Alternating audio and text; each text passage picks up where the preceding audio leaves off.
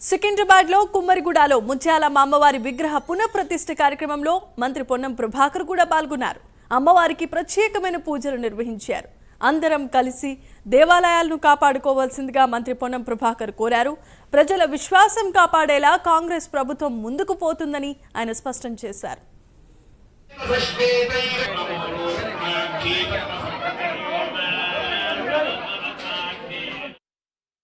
సికింద్రాబాద్ ఉన్నటువంటి ముత్యాలమ్మ జరిగిన సంఘటన ఆ రోజు దురదృష్టకరం.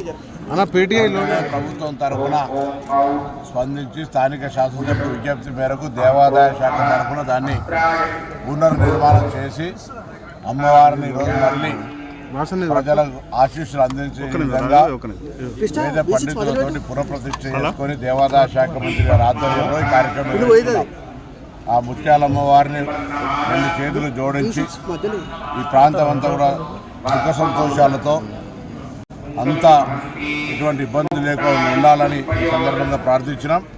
అదేవిధంగా ప్రభుత్వము ఎక్కడ కూడా అది దేవాలయాలు కావచ్చు, ప్రార్థనా మందిరాలు కావచ్చు, వాటి పట్ల రాజకీయం మంచిది కాదు. వాటిని అందరం కలిసి జాగ్రత్తగా కాపాడుకుంటూ ఎవరు ఎటువంటి విద్రోహంగా పాల్పడ్డా అందరూ కలిసి ఎదుర్కోవాలి తప్ప దాంట్లో కూడా రాజకీయం చేసే ప్రయత్నం జరగద్దని కోరుకుంటూ తప్పకుండా ఈ ప్రభుత్వం దేవాలయాలకు సంబంధించి కావచ్చు, ప్రార్థనా మందిరాలకు సంబంధించి ఎక్కడైనా కూడా అటువంటి విశ్వాసాలను కాపాడే విధంగా మా ప్రభుత్వం